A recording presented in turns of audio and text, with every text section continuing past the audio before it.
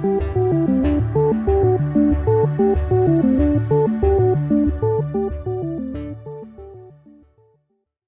everyone. Welcome, and thank you for joining our first CLTC Arts event.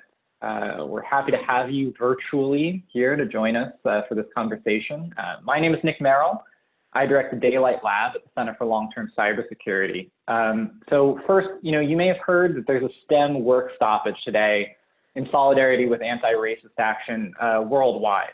STEM in general, and cybersecurity in particular, too often creates a toxic space for people of color, especially Black Americans. We began our arts contest a year ago, in part because we were fed up with security's hackneyed portrayals of green padlocks and ones and zeros flying by, but also because we were fed up with the representation of hackers and defenders as implicitly white men. Cybersecurity desperately needs new, more inclusive, and more global representation of what security is, of whom it affects, and of who gets to do it. So we're holding this event today in solidarity with the STEM work stoppage. And we offer this event as a prompt to create a more just, equitable, and inclusive cybersecurity field. So with that out of the way, I'm going to hand it over to Elizabeth. Elizabeth Resor is a PhD student at the UC Berkeley School of Information. Her research interests include civic technology and the use of social media in international development projects. She has a master's in city planning from MIT, and before starting her PhD, she lived in Nairobi, Kenya for nearly 4 years, where she worked on several projects that use crowdsourced data for transportation planning and road safety research. So with that out of the way, I'll hand it over to Elizabeth. Thanks, Nick. I'm so excited to be here. So The Price is Wrong is a 3-part mockumentary series created by Neema Iyer and Shayna Robinson, our guest today. It aims to start a discussion on cybersecurity within the African context through the lens of comedy and realism. The episodes are set in familiar scenes of everyday life at the market and the backseat of a taxi, and address everyday cybersecurity practices and threats. Let's take a look at the trailer before I introduce our guests.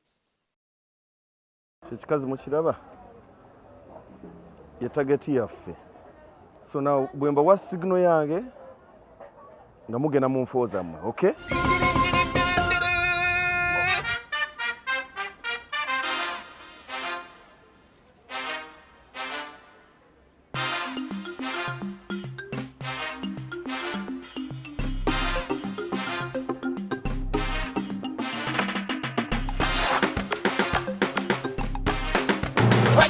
Hey, hold it! Hold it!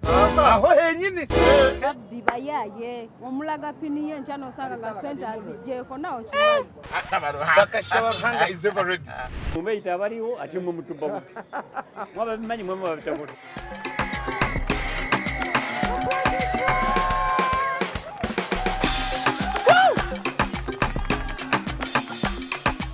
So keep your eyes and ears open, because next time it could be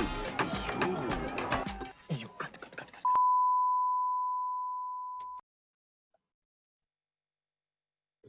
All right, so Neema Iyer is the founder of civic technology company Policy, based in Kampala, Uganda. She is an active doer and speaker on data, digital rights, and building products to improve service delivery.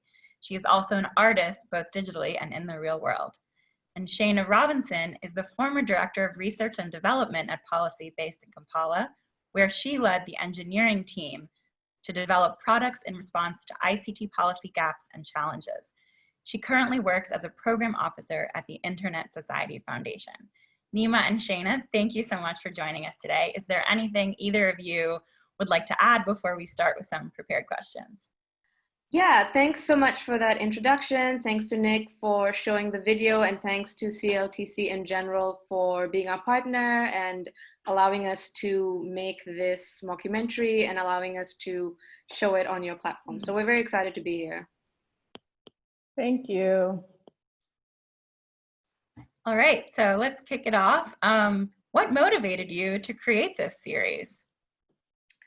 Yeah, so when I think about it, I think that, across Africa, there's about 1.5 billion people living across the continent. And when we think about internet penetration rates, it can be anything from, below 10% of people, like in Chad, for example, to as high as 80 to 90% in Kenya. And so when you think about this large group of people who are going to come onto the internet for the first time, and when you think about the growing risk of cybercrimes, we felt that there was a very urgent need to talk about these issues. And already, as Nick mentioned, there's already this stereotype of a hacker, wearing a hoodie and oddly in the dark, wearing a mask, and it's a white man. And we really wanted to move away from that because cybersecurity threats happen every day around us, and it's people who look like us, and it's in the market, it's in the taxi. We wanted to really spur this conversation where we can talk about cybersecurity, from our own perspective. And we were thinking about it, that there are obviously civil society organizations across Uganda working on these issues. They do digital security trainings, they do advocacy work, but when you really think about it, how much funding is there and how much outreach can they have? And they don't really have the reach that would be needed. And on the other hand, when I also think about it, sometimes I feel like digital security trainings also have limited success. And I speak on that as a participant myself, because I've, as part of my work, I've sat in on these trainings and I noticed that I don't do most of the things they say. And, I know in the back of my mind, I'm opening myself to these vulnerabilities.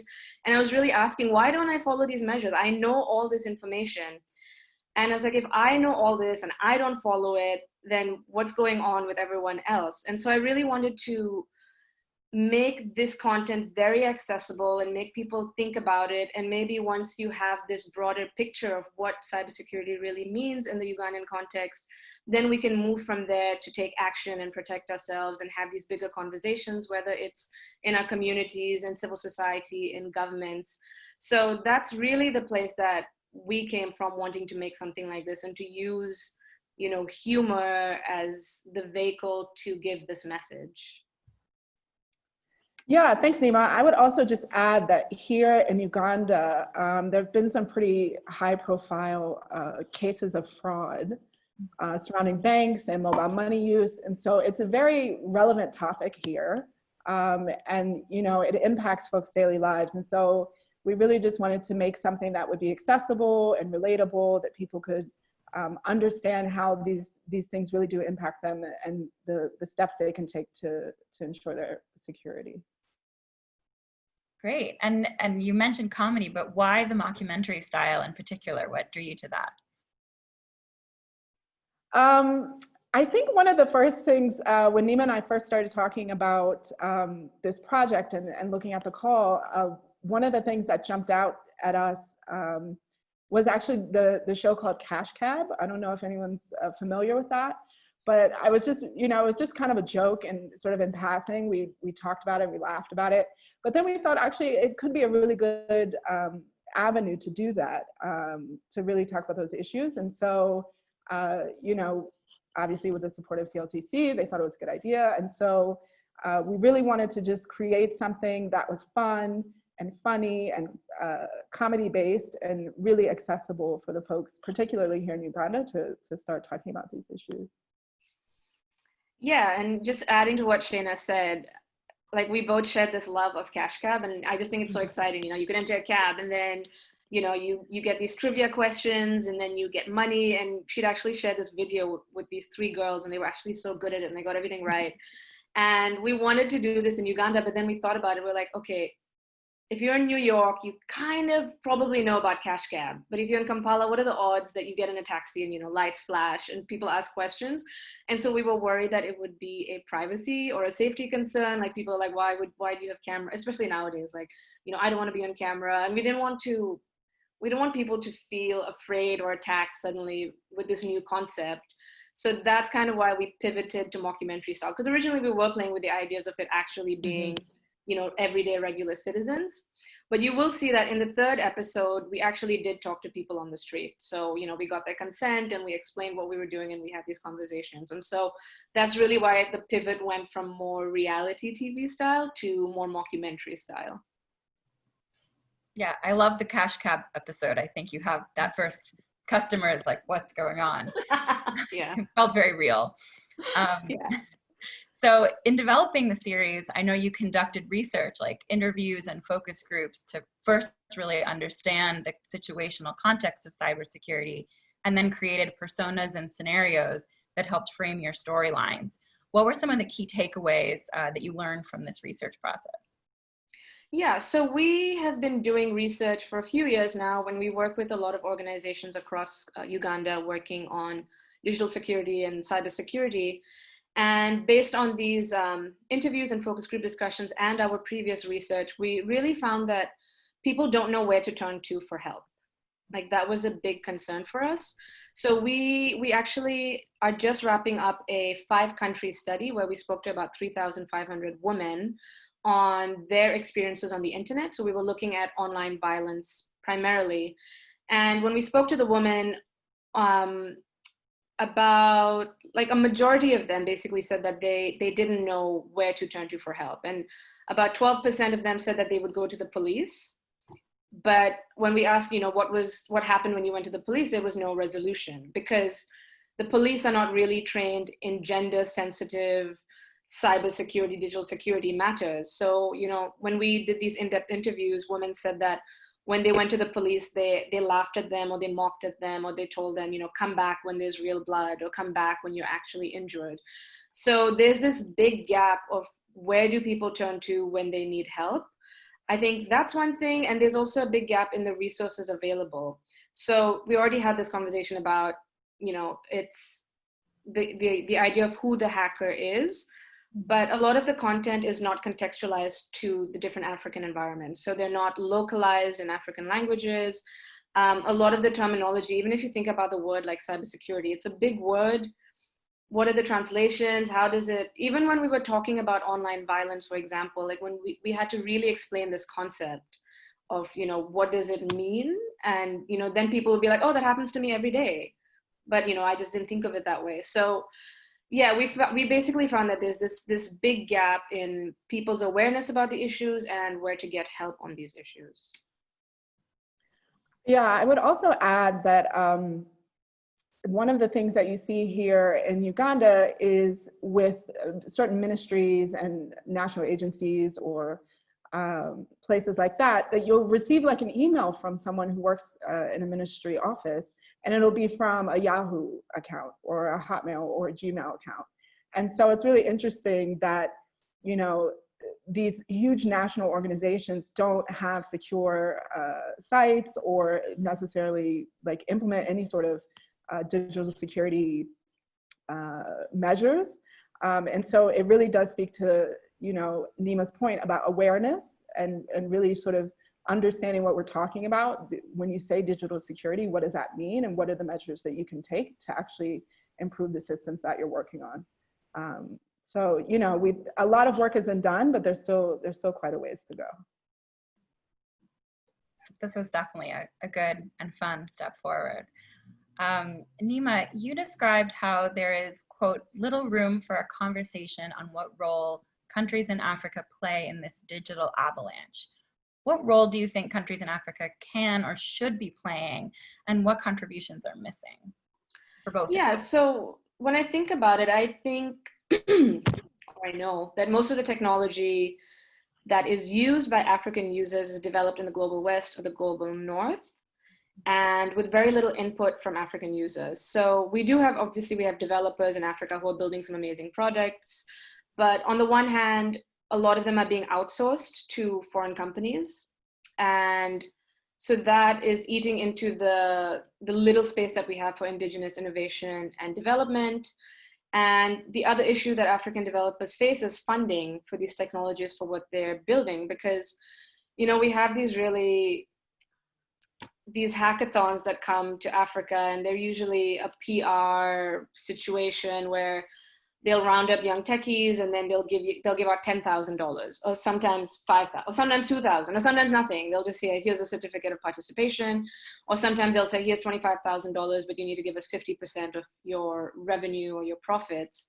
So that's also, there's no incentive there and there's also just no support to build these bigger technologies that can be adopted by large groups of people. And so a lot of the technology across Africa is imported and it's not made with African users in mind. It's not contextualized. I think there's a big issue around even African languages, like the natural language processing. That's an issue that's come up in content moderation on Facebook and Twitter, that we just don't have those languages. And so when there's issues in those languages, there's nobody to moderate it. So those are some of the big issues. And I think there's also the other conversation of who is funding these technologies that are procured by African governments. I think that that's another very important conversation that we need to have. So in the example of Zimbabwe buying facial recognition technology from China, for example, or even in the case of the different technologies the US pushes, there's all these different interests from governments who are pushing African governments to buy different types of technology, whether it's for digital IDs, for facial recognition, and there's no real transparency in how that's happening and how it's going to be used and how that's going to affect the lives of Africans in the few years to come in terms of data protection, surveillance. So there's all these foreign technologies that are being dumped upon us, and there's little time to think and to come up with frameworks on how they're going to be used. And so it really does feel like an avalanche, like it's always coming from all different sides, and you know, we're trying to keep up and make our own thing. So I think that there really has to be a larger debate on how we're doing these things, how are we procuring these technologies. So yeah, I think that conversation, it started and we're having it, but it needs to be a bit more accelerated. Yeah, and I would just add on to that for the example that Neema gave around technologies that are coming from the West. So for example, social media, Twitter and Facebook, there are very few representatives from those companies that actually live and work here. And so you would imagine that it would probably be pretty hard for them to respond to the needs of the local communities here if they're not investing resources here. So I think that's one thing. The other thing is that systems and technologies like mobile money are really popular here and often use local developers to build new products based on that sort of system. And so also supporting those local folks to address and tackle local needs is a really great way to support building out, you know, the talent here that's available. Definitely. Great points. And continuing on that trend, but particularly looking, I guess, within Uganda or within African countries, policy works with this intersection of governments, civil society, and the private sector. So what are the responses you're seeing from each of these constituencies related to these digital security issues? And what in particular are policymakers doing, and what could we be recommending that they consider doing?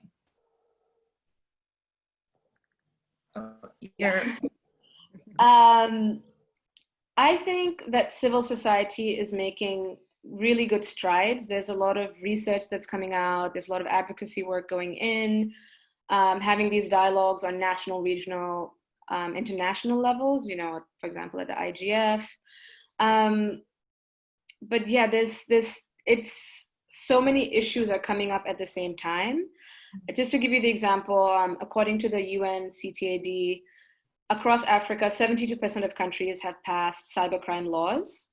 And out of the 54 countries, 25 have passed data protection laws, including Uganda. But if you think of the example of Uganda, the data protection law was passed a year ago, but the commission to implement the data protection law has not been put in place. So it's one of those situations where, yes, everything looks great on paper, but when it comes to implementation, there's just nothing. So in Uganda, for example, there's the Regulation of Interception of Communication Act and the 2011 Computer Misuse Act. So there are these laws in place to protect consumers, to protect users, but unfortunately, many of these tools are used by the government as a tool for repressing dissenting voices and to trample upon human rights such as freedom of expression and association. So while these laws should be protecting users, it's really being used against them. There's the famous example of the Computer Misuse Act being used against feminist critic Stella Nyanzi. And she was in prison for 16 months for a poem that she posted on Facebook against the president's mother. So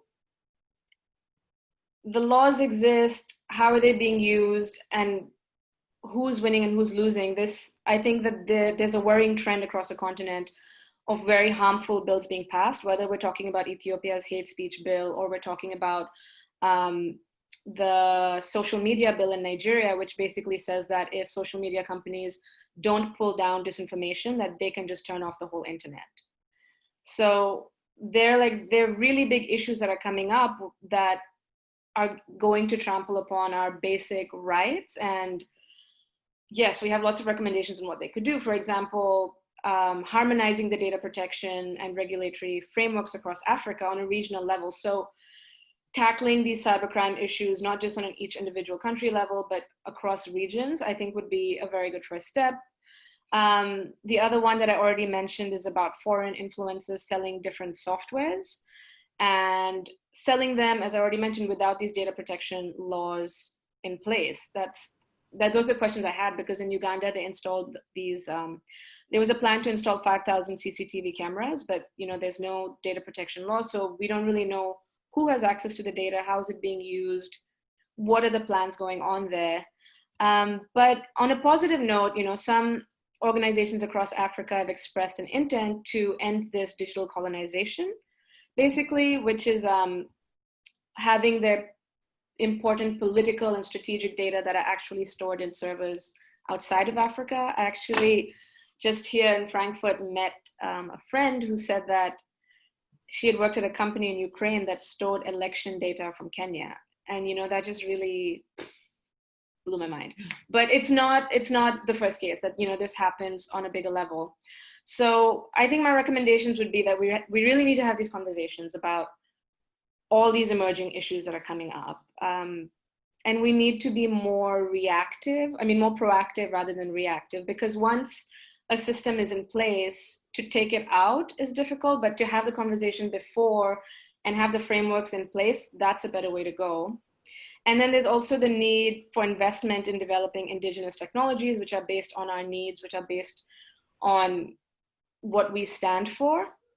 So we need to have these broader conversations with the public so that it's not just civil society. It's not, because when we go to conferences, for example, it's the same 10 people who are going from conference to conference, but we need this to be a much bigger public debate about people across Uganda asking what is happening to our data.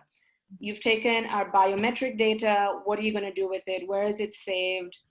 I think these questions need to be coming from a much more grassroots level, and people need to be more concerned.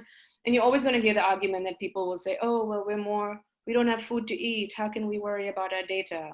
But humans are multifaceted people. We can worry about multiple things at the same time.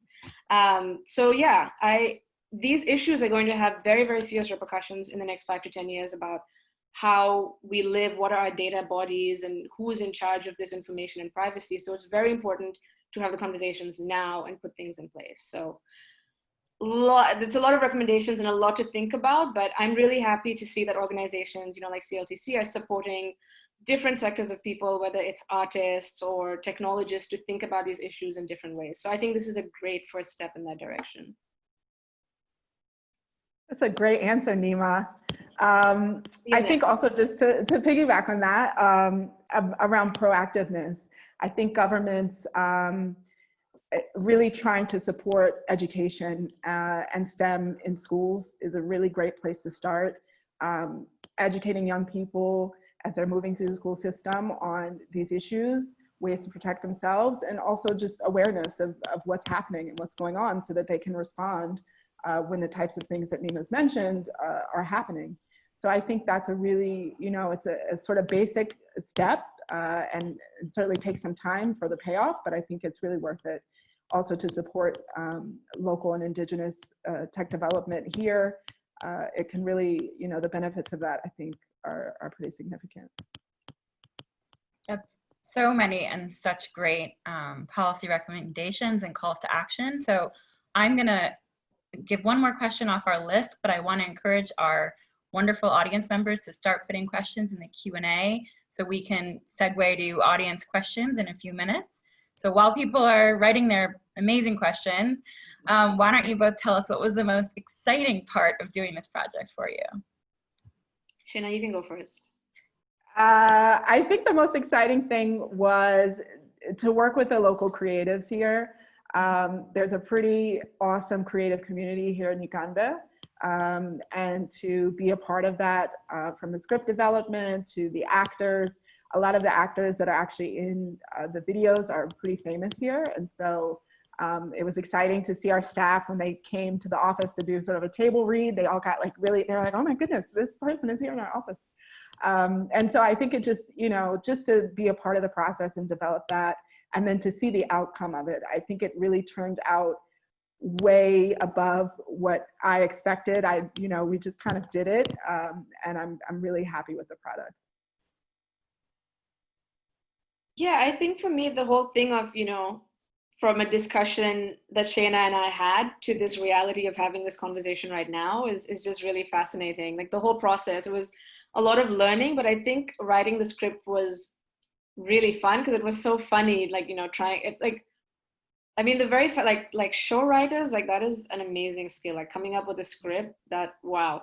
So writing the script was really fun, and, you know, coming up with the jokes and making it funny, and then, you know, seeing it come alive on the screen was really an amazing experience. So it was really fun to make. From, you know, it started off as a joke and then built into this bigger idea, and now is reality. And the whole thing has been super fun. And every time I watch the trailer, I laugh. Like even this time when I watched it right here, I laughed again. So the whole thing has been really fun. And I hope we can have more opportunities to do more projects like this. Awesome. So we have a question from the audience. Richmond, a fellow PhD student or candidate who also works on some of these creative approaches, asks, would love to hear more stories about the production process. I'm curious if cybersecurity themes resonated with others in the production crew and cast. Yes, they did actually. We worked with a really phenomenal production team, and who's also done some pretty great work, like working on Queen of Catway from Disney. I don't know if anyone's seen that, but has a pretty extensive resume here. And they were all for it. I mean, the things that we're talking about in the film are things that happen on a daily basis here. So having your phone stolen is literally like initiation here in Uganda. So at least one, you know, you're going to lose at least one. So yeah, they're very relevant. They were spot on. They supported us. They understood the challenges that we were trying to address. It was really helpful when we talked about some of the things that we learned from talking to other people in ministries and government, and doing some of the research that we were doing. It was really easy to sort of add that into what they were making. So yes, it did resonate, and I think it shows, you know, in terms of how it turned out. Yeah, so in terms of the production process, as Shayna mentioned, we came up with a script, and then we had the table readings, and then we did the shooting. But I think some really important points that I don't know if they really came about if people watched episode 1, for example. So I keep going back to this issue of online violence against women, but there's this, so the non-consensual sharing of data and pictures in Uganda has happened multiple times. Like it's one of these case countries where there's these really big cases of celebrities having their pictures, you know, shared on Twitter, on social media, and that's quite a big issue. So when this happened first in 2014, the person whose images were shared was actually arrested by the police, by the what's it called, Shayna? The morality, the ethics and integrity minister. Yes. Had ordered her to be arrested, but not the person who shared the images. And then she actually ended up apologizing to the public, you know, for her images being leaked.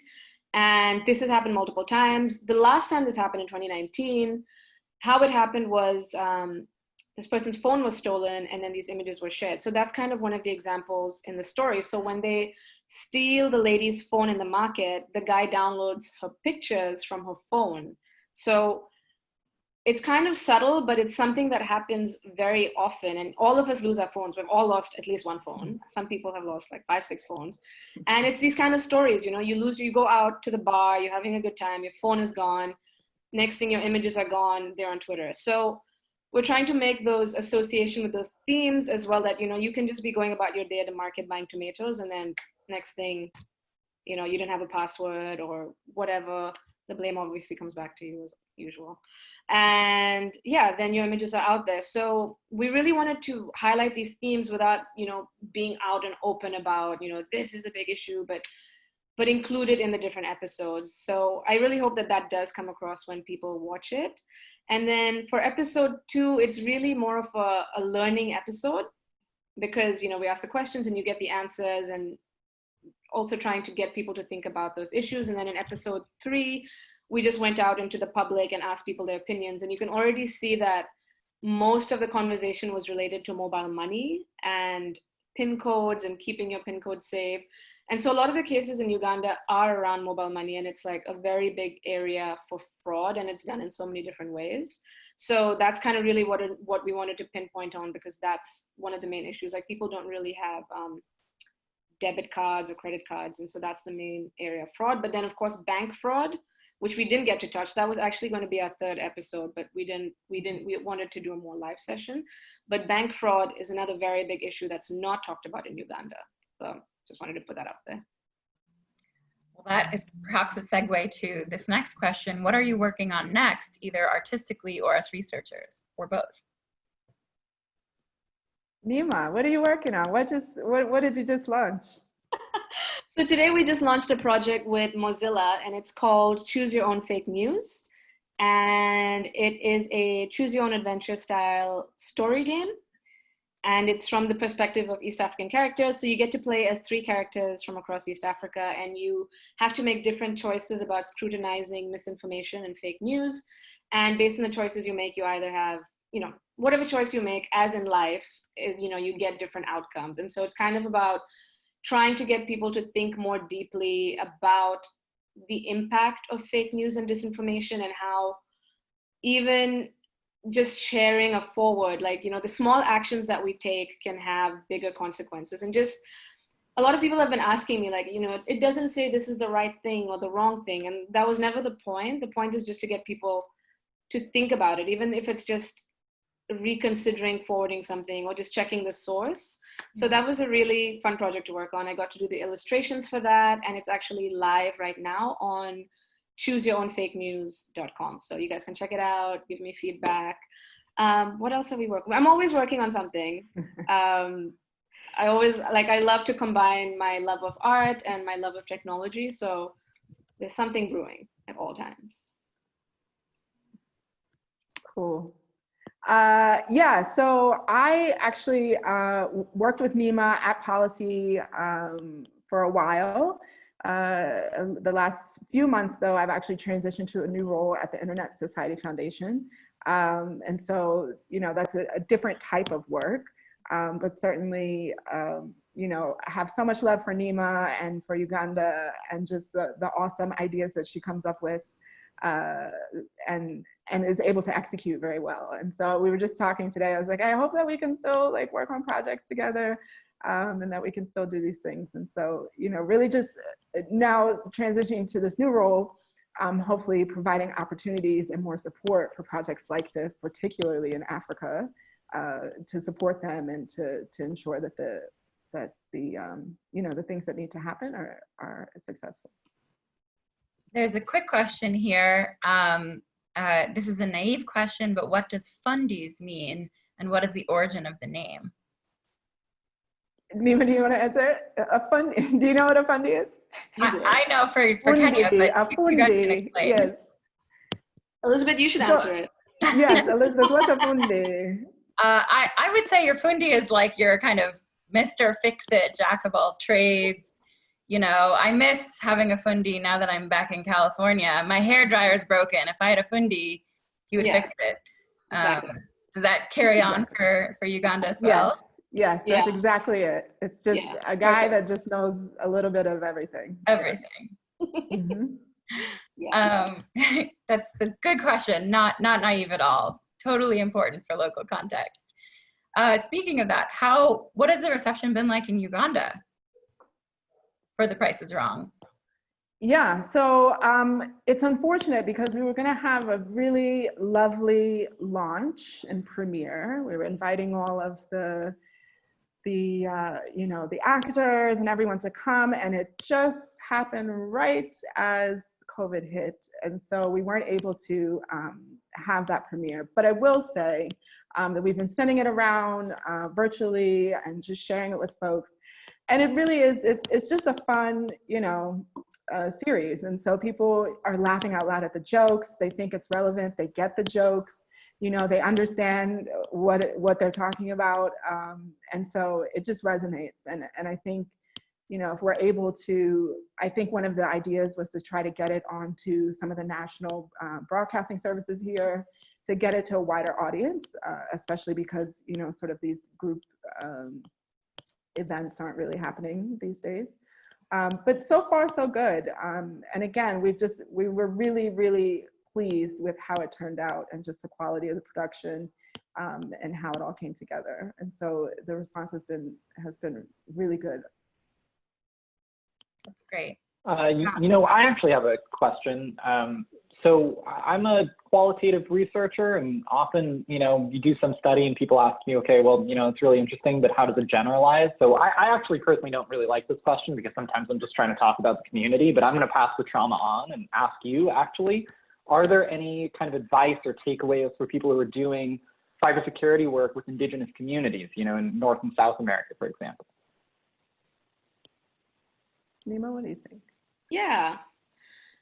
Yeah, I think like a lot of this process was very participatory. Like, you know, we involved a lot of our team at policy. We involved a lot of the production team in the discussion. And so it wasn't us, I didn't feel like it was an external influencing of the idea of it, that it was very much a collective, localized effort to make the jokes relevant and to make the content relevant. So yeah, I felt like there was a lot of creative freedom.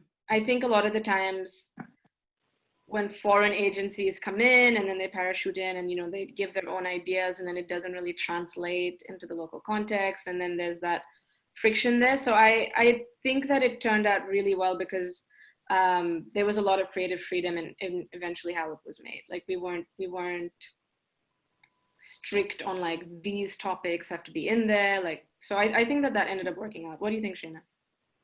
Yeah, I mean, I think definitely the way that we worked was helpful in that, but also because we really stressed, you know, that it needed to be relevant and easily accessible. And so the themes and the things that we're talking about should be everyday things. It shouldn't be something that's so far removed from, you know, an average Ugandan's life that they have no idea what you're talking about. Yeah. And so, you know, with the production team and the writers and the scripts, you know, it just came together because these are experiences that everyone has here. And so it was really easy for us to execute it and to make it relevant. Yeah. Agree. Thank you. Great question, Nick. We have another question from the audience. You mentioned bank fraud as something that didn't get to have much discussion in the film. Are there other issues that came up in your research that didn't make it into the episodes? I think one that I find interesting is on digital IDs and biometrics. So over the course of my time in Uganda, I had to register my SIM card 3 times. And somehow by the 3rd time, they still had my name wrong. And yeah, so my question is often like, how is biometric data being used? How is it stored? How is it being used? And like, what are the potential ways that fraud can be committed on that? So that's a topic that I think is quite interesting, and that's going to be more relevant. And then another one would have been something interesting with the CCTV cameras, because at the time that we were making it was exactly the time when they were being rolled out. So I think that, because the police did post something on Twitter on, I don't know if you saw it, Shayna, but on Lugogo Bypass, they had a video of a thief stealing a phone from a taxi. And they posted it and they were like, look, CCTV cameras work. And the only other time that I've seen it being used is when there was like this really horrific accident on Kira Road. basically a truck lost control and smashed into 15 cars, and like many people died. And this was uploaded to Twitter within like 5 minutes of it happening. And I was like, oh, that's really disrespectful and really traumatizing. Like, are there not rules around this? Who did this? So I think those would have been the two things. You know, if CLTC gives us more funding, then we make more episodes. So, Shayna, are there any topics that you thought would be included?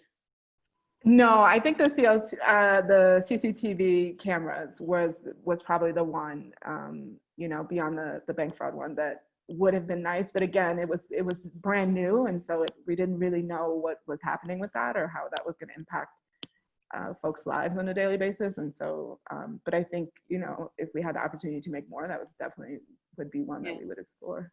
Yeah. Mm-hmm. Wonderful. We've got another question here. Can you give an example of an indigenous developed technology product that maybe this audience hasn't heard about, but that made a big difference? I would say, so I used to be a hater. I'm going to come out and say it, for Safe Border. So it came out, I think, like 5 or 6 years ago, and I was like, this is so nonsensical. Oh, by the way, guys, a Boda is a motorcycle. It's a motorcycle taxi. And so there was this app that came out, which was, I hate doing these references, but it was like Uber for motorcycle taxis. And I was just like, who would want that? Like, this is the stupidest thing I've ever heard of. Like, you can just go on the street and catch a Boda. Like, why would I need to call one on an app?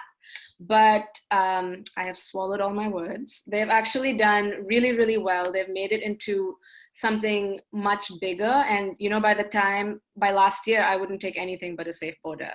Because, you know, they give you a helmet, they give you a hairnet. You know who your Boda guy is, you can rate him. And now they've expanded into so much more. You can pay, you know, touchless paying, you can pay with mobile money. They've moved on to deliveries, they've moved on to food, and then it's just become morphed into this much bigger product, all based on this informal economy of motorcycle taxis. And now they've gone on to Kenya, they're, I think, expanding into Nigeria. So I think that's I really miss it here. Right now I'm in Germany and I just want to call a Boda guy to pick up a kebab or whatever and walk there myself. So I think that's cool. I think Safe Boda is doing a really good job. Yeah, I think agreed. I think Safe Boda is probably the best example locally here in Uganda of a homegrown technology that is really taking off. It serves a local need and it's expanding now into other parts of Africa, which is great. And they also, I think they were struggling a bit with some of the like financial ways to make money, but I think they've worked it out at this point. But yeah, and they get a lot of investment and things like that. So we're rooting for them and hope that they take off and that it works out for them. As a former road safety researcher, it makes me so happy to hear that other people are excited about Safe Boda. I was super excited about them the last time I was in Kampala, and I left Kenya before they moved there, but so nice to hear that they've managed to continue and to grow because it's a really great product. And I would add for our audience, we've mentioned mobile money a lot.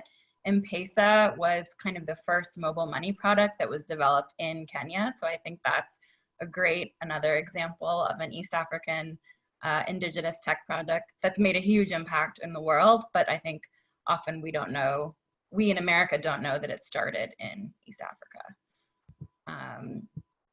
All right, let's see, one more question.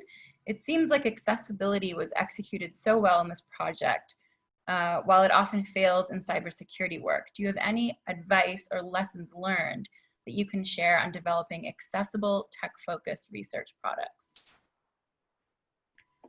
Yeah, I think this is something that I struggle with. Okay, I don't know if that's the right phrasing. I see a lot of research that comes out and it's very, very technical. And it's definitely written for someone technical as well. Like just today, I was trying to share 2 reports with, we have a high school WhatsApp group.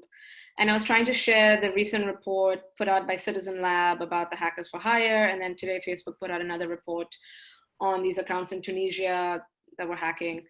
And everyone in the group was like, oh, that's too many words. I'm not going to read that.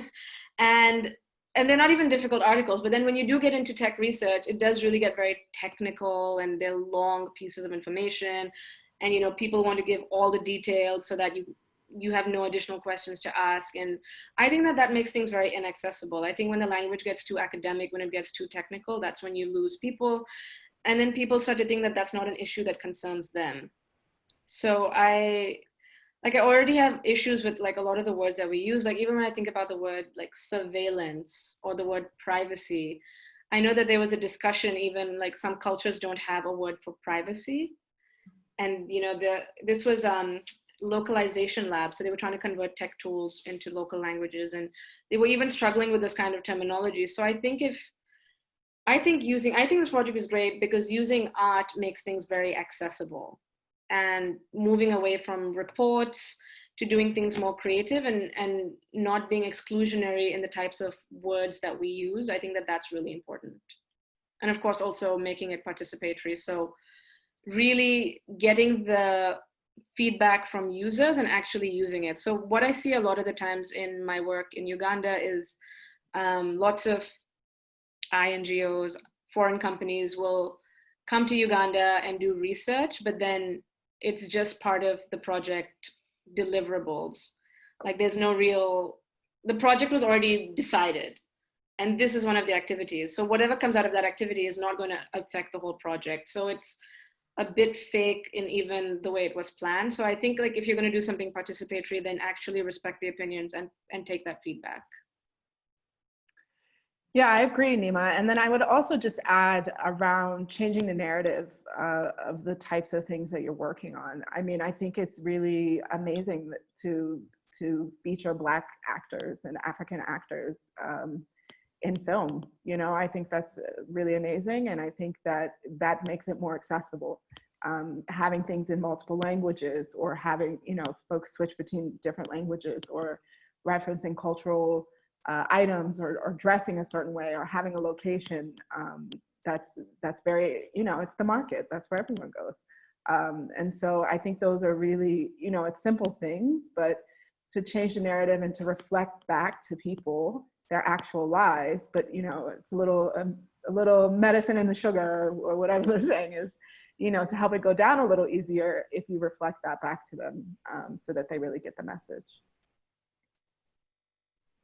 That's so great. And we have a couple minutes before we need to wrap up. And I want to thank you both because this has been such a great, exciting, interesting conversation. But I do want to give you another minute if there's anything else you want to share from this conversation, or, you know, other action points going forward from policy, from your new work. Shayna, please take a minute, tell us. Sure, yeah, I just want to thank the folks at CLTC and Nick also in particular for supporting this project, for supporting policy. I also want to give a huge shout out to Neema, who is just such an inspirational person in my life. And so appreciate her work, but also her art. She incorporates it into everything that she does. And I think it really shows, and it pays off in such big ways. And so shout out to you, sis. And and then also to folks who are in the US, who I'm an American, so that's my home. You know, just sending love and hugs and kisses and solidarity to everyone and the things that are going on there. There's been some really interesting conversations happening here in Uganda about what's going on there. And so the world is watching. So I encourage you to, you know, get active and you know, make some change. Cool. As for me, I think that this whole thing was a really fun experience. You know, from start to finish, I think working with CLTC, the whole process was very easy, and I really appreciate that there were no barriers and annoying accountability and hurdles to jump over. Like the process itself, the partnership was very easy. And it really, you know, CLTC let us run with our idea. Like, you know, as crazy as it sounded, they were like, yes, this is cool, do it. And, you know, there was never any controlling needs. And so it came out just as we wanted. And, you know, we don't often have that with people who fund us. And so I really do appreciate that. And as I already mentioned before, that we really need to be more proactive when it comes to these emerging digital issues. So I'm, again, really happy for this opportunity to bring this new kind of medium to people to talk about this. And we need to be more aggressive in how we build awareness about these issues, and build these conversations. So the whole thing has been really fun. And I also wanted to mention that Shayna also does art. She hasn't mentioned it, but we actually have a podcast. So my friend and I, Burhan, we have a podcast called Terms and Conditions, and it's all about digital rights issues. And Shayna is actually our DJ and sound master for the show. So if you ever listen to the show and you listen to music, it's the music of DJ Plant Life. So, so we collaborate in different ways. So you can check out the podcast, Terms and Conditions. We talk about different things on these issues and, just have a fun time. So yeah, I guess I'll close with that. Thanks for having me here. Thanks for this project. This has all been super fun. We're hoping to screen it when conferences start again. So maybe IFF next year, RightsCon next year, and maybe, whatever other ideas you guys actually have of where we can screen it when we're allowed to be next to people again, or in any other ways, we're open to the ideas. But for now, thank you all so much. I really appreciate being a part of this, and for all of you who joined us. All right, back to you, Nick, to close us out. Listen, I just want to extend a huge thanks to Neema and Shayna. When we saw this project, we really, in our wildest dreams, putting this together, could not have imagined a better project for this program. So, you said it's a crazy idea. It really didn't sound crazy to us at all, and maybe we're just the same kind of crazy, which I guess is a good thing. But in any case, it worked out just swimmingly, and we were so thrilled to have you. And the output was just beyond what we could have even imagined. So thank you both. And obviously, of course, thanks to Elizabeth as well for stewarding this conversation, which was, at least to me, really interesting. And, I think about this kind of thing all the time, and I still learned a tremendous amount, even after having seen all of these episodes. So, I hope you all gained as much from it as I did. For those of you who are kind of interested in staying connected with CLTC and with policy, please visit our website, connect with us on social media, shoot us an email. We really appreciate you joining our webinar today, especially in the midst of the STEM work stoppage. We really look forward to getting in touch with you again soon, and we look forward, hopefully, to seeing you again at the next of these events on July 15th. So thank you, everyone. Take care, and remember to stay active.